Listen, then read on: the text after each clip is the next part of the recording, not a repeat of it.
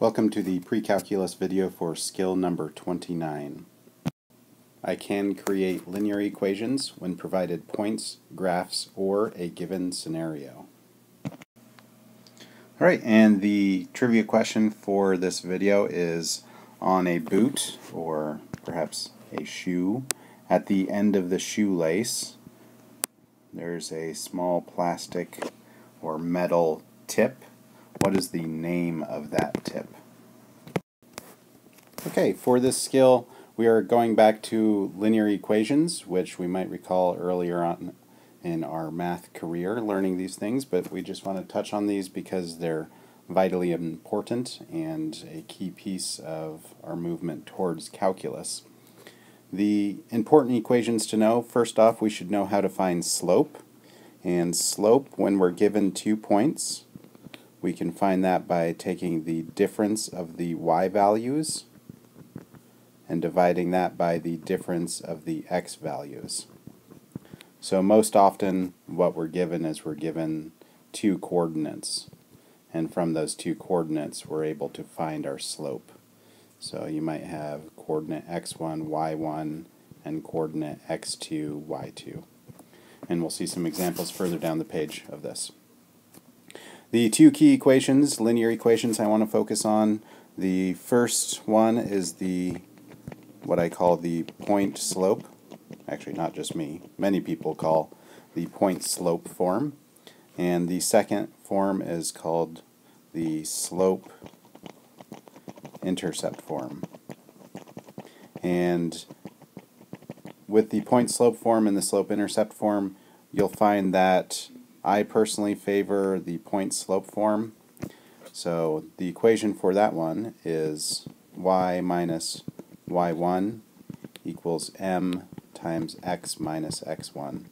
And the reason that that is favored by me is because very often we can find the slope and we have a point. So it's pretty easy just to plug in the values and get the equation. The second one that is a little more frequently used early on in math is the slope intercept, and that's y equals mx plus b. So the times that we use point slope form, usually we're given our slope, and m stands for our slope, and then we're given a point at x1, comma y1. Times that we're using the slope intercept equation, m stands for slope, and then b stands for our y-intercept.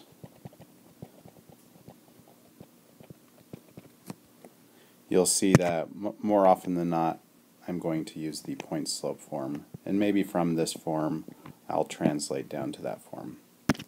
So let's take a look at some problems. The first thing that we should be able to do is find slope. And remember, the slope equation is y2 minus y1 over x2 minus x1.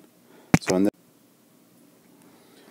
the case that we're given, y2 is 6 and y1 is 7. So we could fill out this equation 6 minus 7. And then our x2 is 3 and our x1 is negative 2. So we'll write 3 minus negative 2, and if we simplify this all out, we get negative 1 on top and 5 in the denominator. So our slope there is negative 1/5. In the second example, we aren't given it as an ordered pair, but we could very quickly extrapolate. When we extrapolate, we see that our input is the 4 and our output is the 5. So our first ordered pair is x is 4, y is 5, and our second ordered pair, x is negative 3 and y is negative 7. And with that ordered pair, we can find the slope. So the change in our y values is y2 minus y1 negative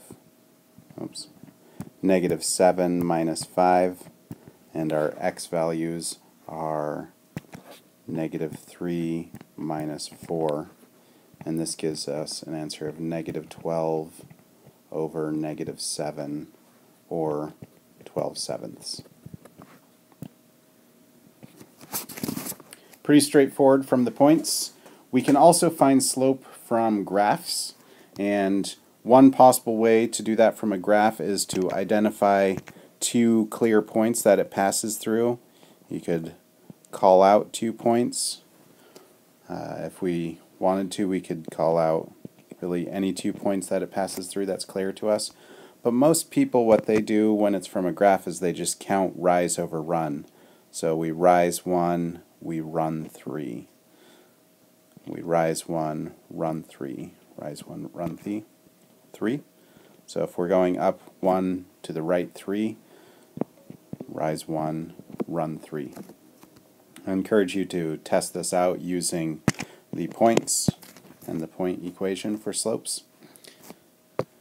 Otherwise, counting off the graph is usually the fastest way. So on this graph I see that I passed through that key spot. There's another key spot right there. Another one right there. So in this case we are rising, or rather dropping 3 and running 2. Dropping 3, running 2. So we are dropping 3, running 2. So that gives us a negative 3/2 slope. A key thing to learn from this is when we are rising, we are going uphill, so we have a positive number, and we are dropping, we are going downhill, and we should have a negative number.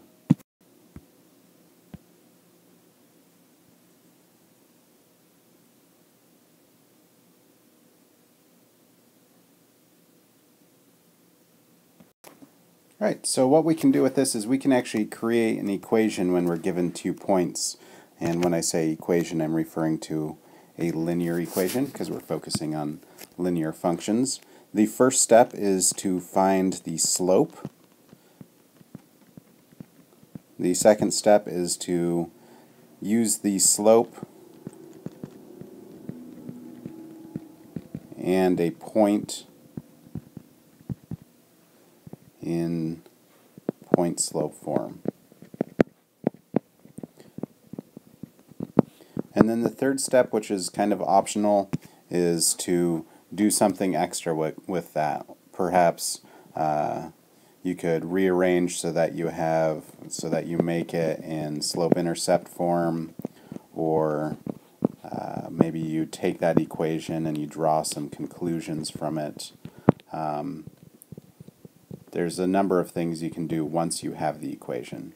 But the important thing is to first be able to generate the equation. So in example 3, that's what we're going to do. We want to create the equation in point-slope form and in slope-intercept form. So the first step was to find the slope. So what we're going to do is we're first going to find the slope. And we can say 13 minus negative 7 over negative 3 minus 2.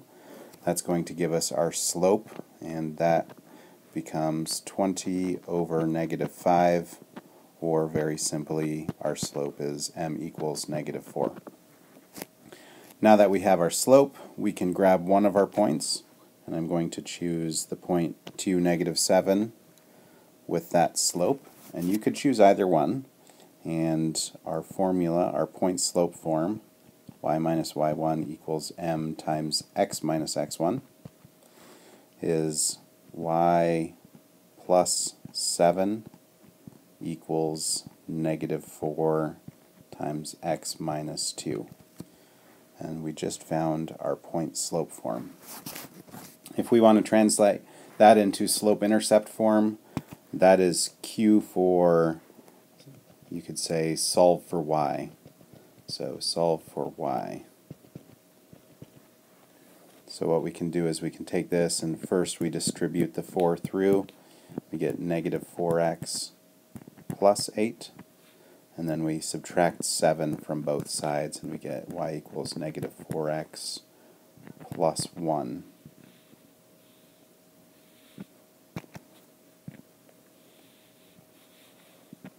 The benefit of having slope-intercept form is sometimes it's easier to analyze things when we see it in this form. For example, I could say, well, our slope is -4, we're dropping 4 for every unit that we go over, and our y-intercept is 1. So when we start on the graph, we are starting at a height of 1, and then from there we drop 4 units for every 1 unit we go over. So our graph looks something like that. We can do the same thing here with the second set, and all we have to do is remember that this is the same thing as having an ordered pair. The ordered pair is 10, -8, and the other ordered pair is 2, -4. And so we can set it up to find our slope. Our slope would be -4 plus 8, or I guess you could say -4 minus -8, over 2 minus 10. And this simplifies to 4 over -8, or a slope of -1/2. Plugging that into our point slope form, we get y minus, and this time I'm going to use this point, y minus -4 equals -1/2 times x minus 2, or y plus 4 equals -1/2 x minus 2. And the benefit of this is it's a pretty straightforward equation. We could have used either point, but now what we need to do is translate it to slope-intercept form, so that means solve for y. So what I do is I distribute the -1/2, and -1/2 times -2 is +1, and then I subtract 4 from both sides, -1/2 x minus 3. Thinking about what that looks like graphically, what we have is our axes here, and we cross at -3, and then our slope tells us go down 1 and to the right 2. So we have a slope which looks something like that.